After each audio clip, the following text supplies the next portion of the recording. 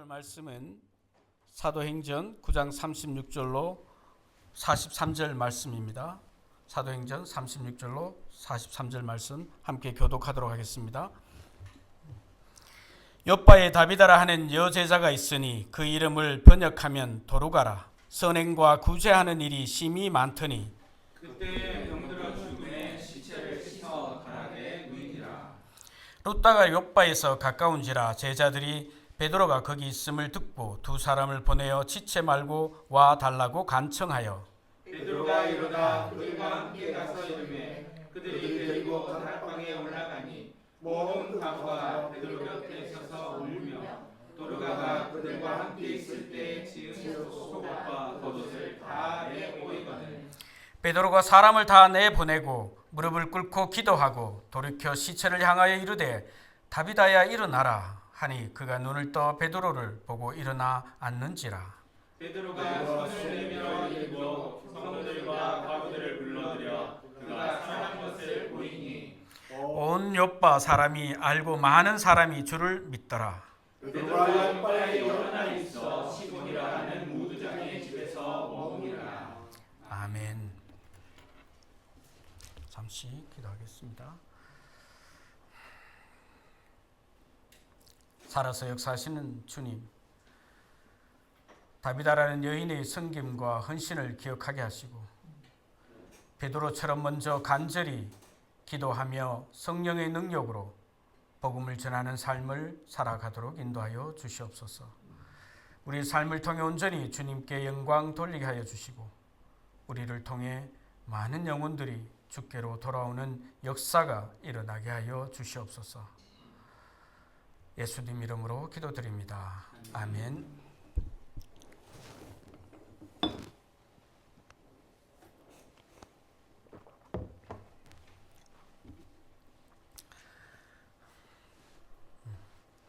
신구약을 통틀어 하나님의 뜻을 따라 섬김과 헌신으로 새로운 생명 사건에 연결된 여성들을 많이 볼 수 있습니다.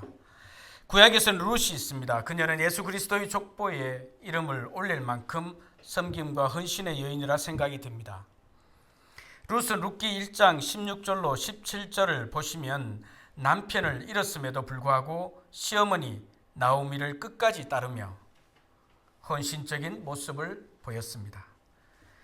그녀의 헌신은 당연히 다윗 왕의 직계 가족이 되는 복으로 이어졌습니다. 신약에서는 여러분도 잘 아시는 막달라 마리아가 있습니다. 그녀가 예수님을 열렬한 제자로서 누가복음 8장 2절로 3절을 보면 자신의 소유로 예수님과 그의 제자들을 섬긴 여인이라고 말씀하고 있습니다. 예수님의 십자가 처형 현장과 무덤까지 함께 했던 그녀는 마가복음 16장 9절에서 보면 살아나신 후 전에 7 귀신을 쫓아내어 주신 막달라 마리아에게 먼저 보이시니라 말씀하고 있습니다. 특별히 그녀가 부활하신 예수님을 가장 먼저 만난 증인이 되었고 다른 제자들에게 부활의 기쁜 소식을 전하는 중요한 역할을 감당했습니다. 오늘은 또 다른 한 여인을 만나보려고 합니다. 오늘 본문이 행전이니만큼 먼저 지도를 보겠습니다. 잠깐 지도를 보시면 예루살렘이 보이실 겁니다. 그리고 저 위에 사마리아, 그리고 밑에 가자, 지금 한참 전쟁이 일어나고 있는 가자 지구 가사, 아스글론, 그 다음에 아소돗, 그 다음에 얌니아, 엠마오, 그 다음에 오늘 이제 본문 말씀인 리따라고 되어 있는데 룻다입니다. 그리고 해변가에 욥바, 저 위에 가이사라. 자, 이런 이미지를 생각하시면서 오늘 본문의 말씀을 따라가 보도록 하겠습니다. 사도행전 7장에서 스데반이 예루살렘 공회에서 설교를 끝내려 하자 그를 성 밖으로 내치고 돌로 치며 옷을 벗어 사울이라는 청년 앞에 두고 다시 돌로 치매 스데반이 주여 내 영혼을 받으시옵소서 이 죄를 그들에게 돌리지 마소서 말하고 순교합니다. 그리고 사울이 교회를 박해함으로 흩어진 사람들이 복음을 전하는 장면을 보여주고 있습니다. 특히 8장에서는 빌립의 전도 사역이 기록되어 있습니다. 그가 사마리아에 내려가 그리스도를 전파하니 그의 말도 듣고 행하는 표적도 보고서 한 마음으로 그가 하는 말을 따랐고 많은 사람들이 고침을 받았다라고 기록하고 있습니다.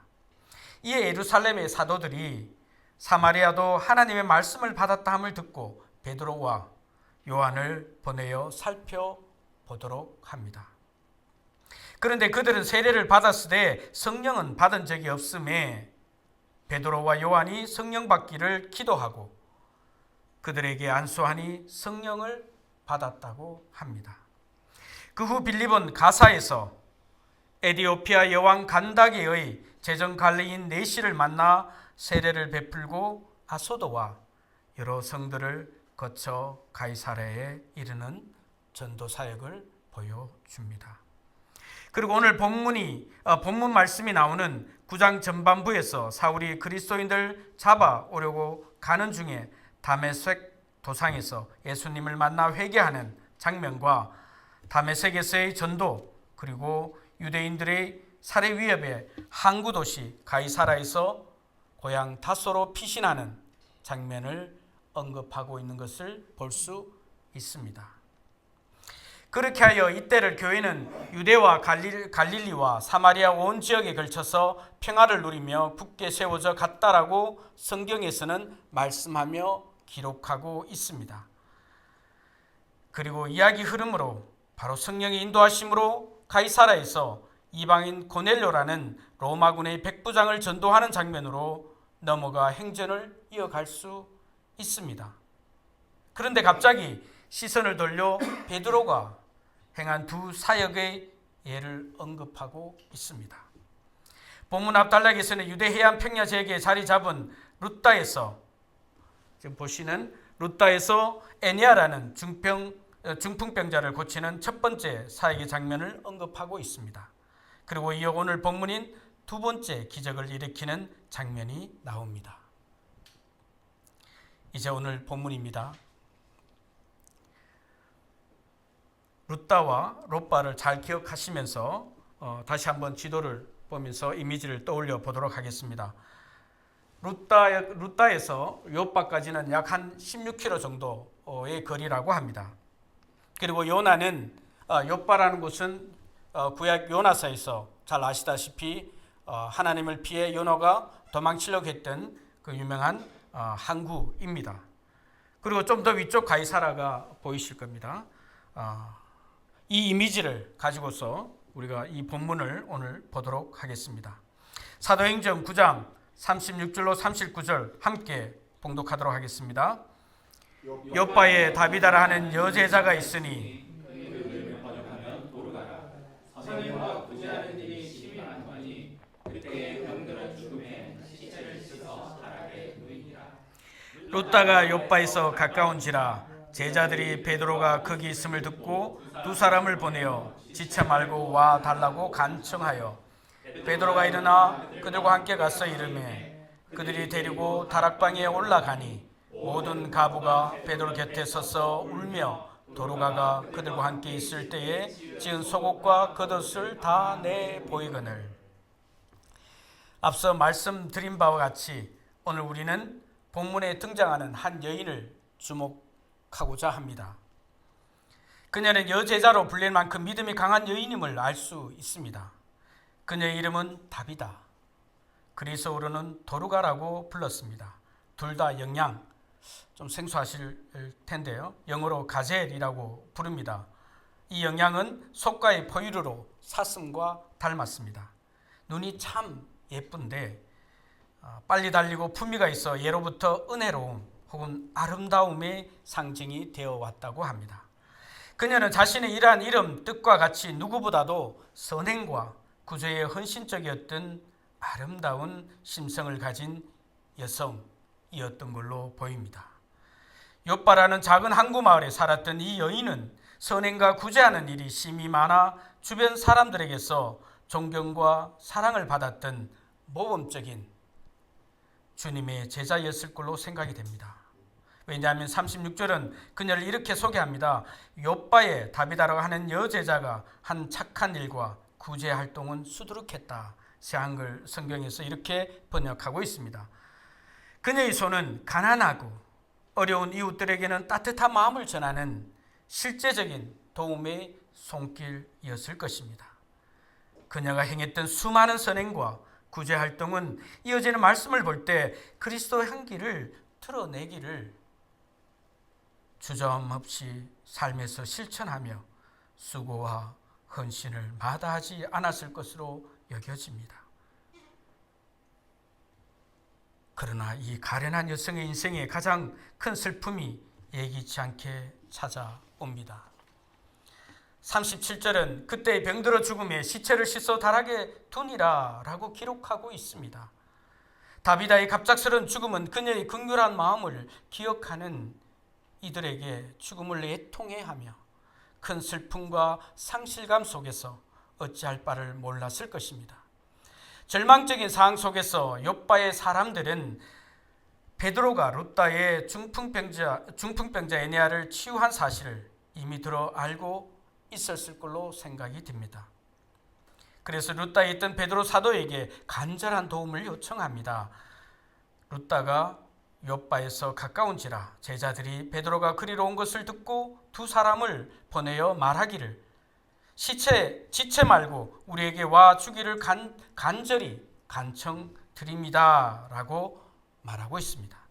그들은 마지막 희망을 붙잡는 심정으로 베드로에게 달려갔을 것입니다. 이러한 내용으로 보더라도 욥바에 있는 그리스도인들이 베드로에게 빨리 오라고 간청한 것은 다비다 그녀의 장래만을 위한 것이 아니었다고 충분히 추정할 수 있을 겁니다.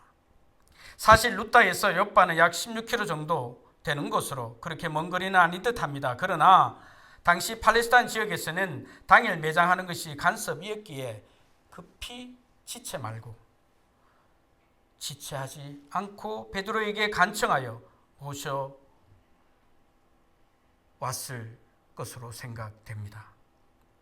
오늘날 우리도 이렇게 다비다의 사랑과 헌신을 다시 한번 기억했으면 합니다. 물질 만능주의에 세속화된 현실 속에서 초기 기독교처럼 유무상통하기는 힘들 것입니다. 그러나 그런 정신으로 탐욕과 탐심을 조금이라도 피운다면 주의를 살피며 섬김을 행할 수 있지 않을까요? 예수 그리스도의 사랑 안에서 그 사랑을 실천하며 행함으로 공동체가 하나가 되어야 할 것입니다. 그리스도가 살아서 역사하고 계심을 우리의 삶을 통해 주님은 영광 받으시기를 원하시고 계십니다. 부르심을 받은 우리 그리스도인들은 입술로 고백하며 삶을 통해 그리스도가 살아있음을 증언하는 통로가 되는 여러분과 저가 되기를 소원합니다. 베드로가 일어나 그들과 함께 가서 욥바에 도착했을 때 그들이 베드로를 데리고 다락방에 올라가니 이미 다비다는 사늘한 시신이 되어 다락방에 놓여 있었습니다. 모든 가부가 베드로 곁에 서서 울며 다비다가 그들과 함께 있을 때에 지은 속옷과 겉옷을 다 내보이며 다비다를 그리워하고 있었습니다. 성령의 인도하심에 따라 기적을 행하시고 앞으로 펼쳐질 이방 전도의 길을 열어 보이시는 하나님의 주권적 계획을 보며 벅찬 가슴으로 매번 사도행전을 이렇게 읽지 않습니까? 저도 그렇습니다. 예수님이 고난을 받으시고 확실한 증거로 친히 살아 계심을 나타내시고 40일 동안 사도들에게 보이시며 예루살렘을 떠나지 말고 몇 날이 못되어 성령의 세례를 받을 것을 말씀하셨습니다. 사도행전 1장 8절 말씀입니다. 함께 읽겠습니다. 오직 성령이 너희에게 임하시면 너희가 권능을 받고 예루살렘과 온 유대와 시리아와 땅끝까지 이르러 내 증인이 되리라 하시니라. 우리는 사도행전을 흔히 성령행전이라고 부릅니다. 이는 성령 하나님의 역사와 활동이 두드러지게 나타나기 때문입니다. 사도행전은 예수님이 승천 이후 약속하신 성령이 오순절에 제자들에게 강림하는 사도행전 2장의 장면으로 시작됩니다. 사도들은 성령을 받은 후에는 과거와는 완전히 다른 모습으로 변화됩니다. 두려움 없이 복음을 담대하게 전파하고 병자를 고치고 귀신을 쫓아내는 등 놀라운 능력을 행하게 됩니다. 이러한 사도들의 능력 있는 사역의 근본적인 원동력은 무엇입니까? 바로 보혜사 성령 아니겠습니까? 요한복음 14장 17절 말씀입니다. 함께 읽겠습니다. 그는 진리의 영이라 세상은 능히 그를 받지 못하나니 이는 그를 보지도 못하고 알지도 못함이라. 그러나 너희는 그를 아나니 그는 너희와 함께 거하시며 또 너희 속에 계시겠습니다. 복음 전파의 방향을 제시하고 인도하는 주체적인 역할을 수행하는 분이 성령 하나님임을 사도행전 전체를 통해 보여주고 있습니다. 이제 우리는 놀라운 장면을 목격하게 됩니다. 사도행전 9장 40절 말씀입니다. 베드로가 사람을 다 내보내고 무릎을 꿇고 기도하고 돌이켜 시체를 향하여 이르되 다비다야 일어나라 하니 그가 눈을 떠 베드로를 보고 일어나 앉는지라. 베드로는 슬픔에 잠긴 사람들을 내보내고 홀로 하나님께 간절히 기도했습니다. 그리고 담대하게 죽은 다비다를 향해 다비다야 일어나라고 명령했습니다. 여기서 사용된 일어나라는 동사를 잠깐 살펴보겠습니다. 네, 다비다야 일어나라는 이 베드로가 말했을 때 사용된 헬라어 동사는 아니스테미입니다. 이 단어는 단순히 일어나다, 일어서다라는 의미뿐만 아니라 죽음에서 일으켜지다, 부활하다, 다시 살아나다라는 의미를 가지고 있습니다. 예수님께서 부활하셨을 때 사용된 동사와 기본적으로 같은 의미의 동사입니다. 이에 반해 야이로의 딸을 살리신 사건이 나오는 마가복음 5장 41절에서 예수님이 야이로의 딸에게 달리다 쿰 소녀야 일어나라 라고 말씀하실 때 쿰은 아랍어로 헬라어의 코우미의 음력입니다. 따라서 여기서 일어나라는 단순히 죽었던 소녀가 다시 살아나는 소생의 기적만을 의미합니다.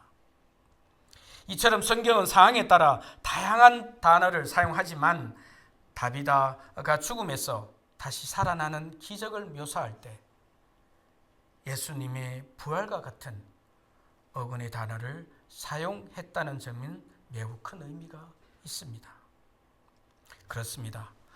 그가 눈을 떠 베드로를 보고 일어나 앉았습니다. 이것이 베드로를 통해 성령 하나님이 역사하신 것입니다.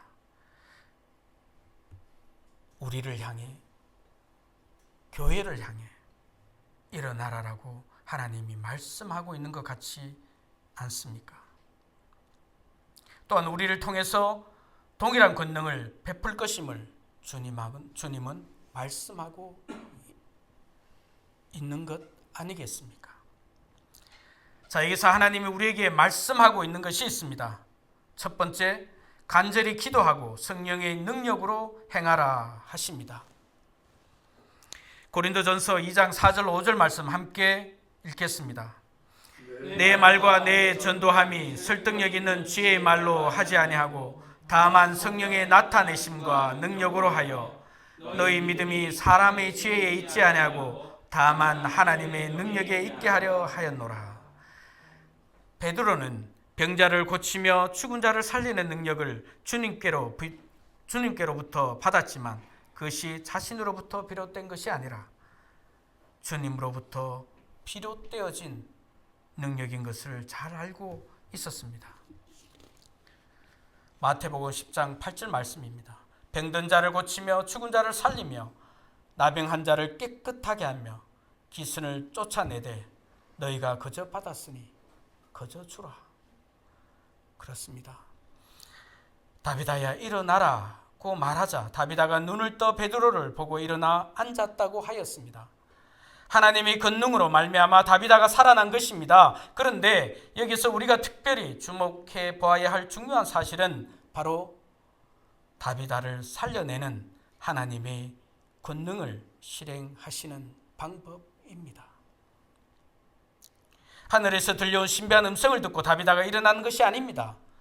바로 베드로의 입을 통해서 나온 베드로의 음성을 듣고 다비다가 일어난 것입니다. 즉 하나님께서 자신이 직접 다비다를 살려내시는 권능을 행하신 것이 아니라 베드로를 통해서 주님의 권능을 나타내신 것입니다. 이것이 하나님의 일하시는 일반적인 방법입니다.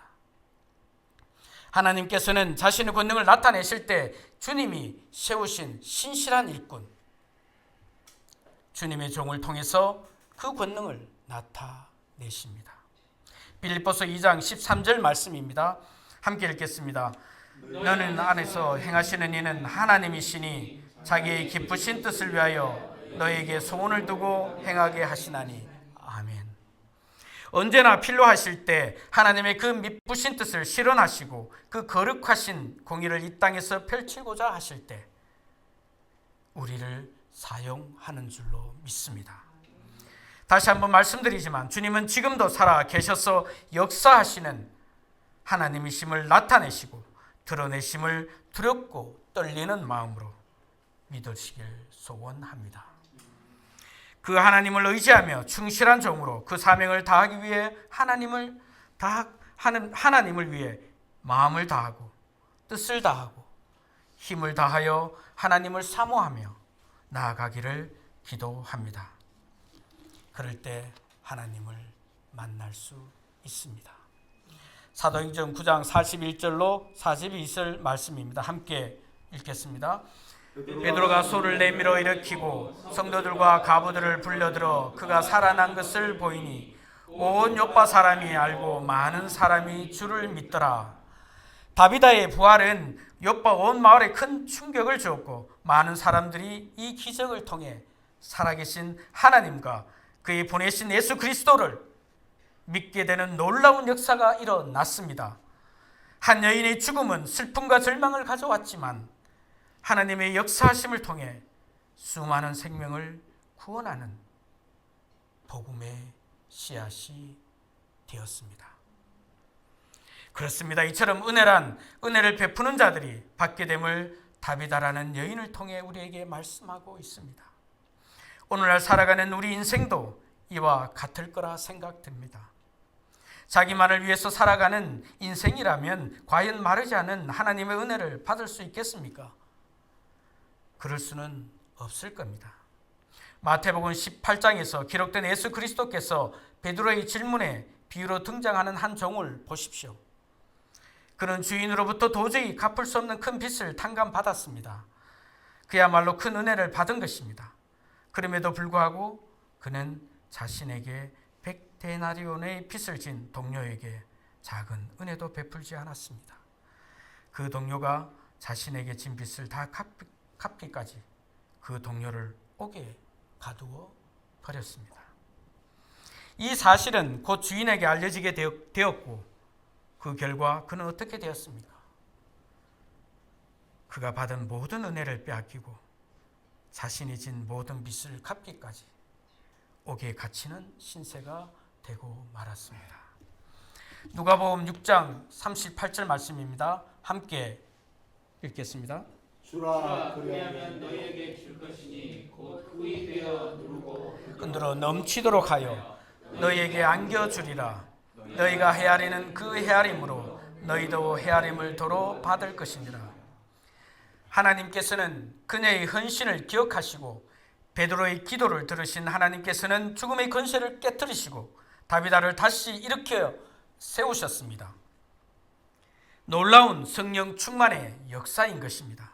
여기서 일어나라는 단순한 기적이 아니라 하나님께서는 지금도 살아 역사하셔서 우리의 절망적인 상황 가운데 구원의 역사를 베푸시는 강력한 성령의 역사하심의 증거임을 믿고 고백하게 하십니다. 우리 삶을 통해 보여주고 있지 않습니까? 베드로는 룻다와 욥바에서 두 가지 큰 이적을 행하였습니다. 중풍병자를 고치고 죽은 자를 살렸습니다. 마치 주님의 공생의 사역을 보는 듯합니다. 주님은 일찍이 나를 믿는 자는 나와 같은 능력을 행하게 될 뿐만 아니라 더 큰 일도 행할 것이라고 요한복음 14장 12절에서 말씀하셨습니다. 그 약속이 성취된 것입니다.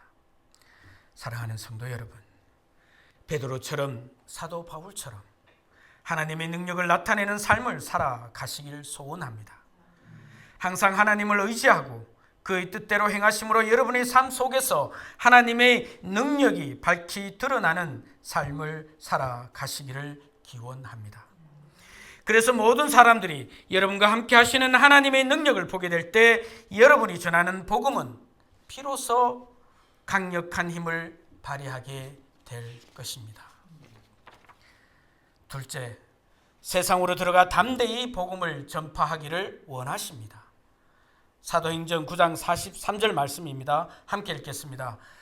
베드로가 요빠에 여러 날 있어 시몬이라 하는 무두쟁이 집에서 머무니라. 그렇습니다. 베드로는 당시 사회적으로 천하고 부정한 직업으로 여겨졌던 무두장이 시몬의 집에 머물렀습니다.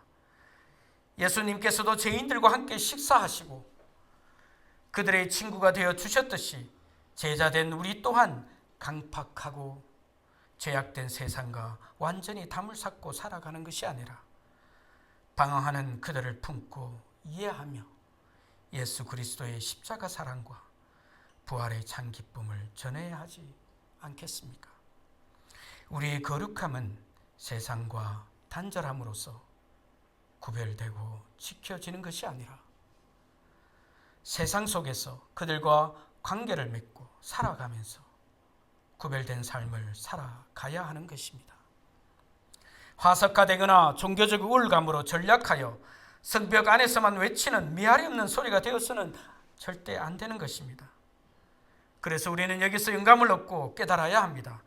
죽은 짐승의 가죽을 벗기는 일을 하는 무두장이는 부정한 시체를 다루는 일을 하는 사람들입니다. 그런데 그들과 함께 베드로가 머물렀던 것입니다. 오늘날 우리 또한 세상 유혹들 속에서 살아가고 있습니다. 쉽지 않은 삶입니다. 이런저런 불편한 관계 속에서도 그리스도의 빛을 드러내며 살아가기란 정말 큰 시험일 수밖에 없습니다. 그러나 우리는 신실하신 주님만을 믿고 의지하며 나아갑시다. 주님은 우리의 목자가 되셔서 우리로 부족함이 없게 하시고 우리를 푸른 불밭에 누이시며 실만한 물가로 인도하시기 때문입니다. 날마다 우리의 영혼을 소생시키시고 우리가 사망의 음침한 골짜기로 다닐지라도 주께서 우리와 함께 하셔서 주의 지팡이와 막대기가 우리를 안위하시기 때문입니다. 그렇습니다.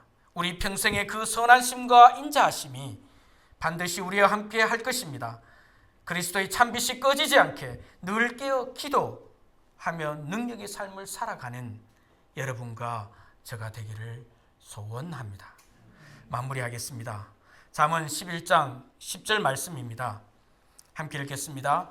의인이 형통하면 성읍이 즐거워하고 악인이 패망하면 기뻐 외치느니라. 아멘. 성령의 인도하심 따라 두려움 없이 담대하게 나아간 베드로의 이 행적은 죄악된 세상에 머물며 그들과 함께하고 그 속에서 거룩함을 지키며 정직하고 의롭게 살아가는 것이 올바른 전도의 길을 걷는 제자의 길임을 오늘 주님은 말씀하고 있습니다. 요한복음 16장 33절 말씀입니다. 함께 읽겠습니다. 이것을 너희에게 이르는 것은 너희로 내 안에서 평안을 누리게 하려 함이라. 세상에서는 너희가 환난을 당하나 담대하라. 내가 세상을 이기었노라. 아멘. 예수님께서 내가 세상을 이기었노라 말씀하고 있습니다. 이제는 예수님께서 보내주신 성령의 능력으로 이 죄악된 세상에서 복음의 증인으로 살아갈 수 있습니다. 세상과 분린된 채 홀로 거룩함을 지키려 하는 것이 아니라 말씀에 굳게 서서 성령의 인도하심 따라 예수님 한 분만으로도 충분함을 고백하며 그 거룩함으로 세상 속에서 빛과 소금이 되어 살아가는 여러분과 제가 되기를 소원합니다.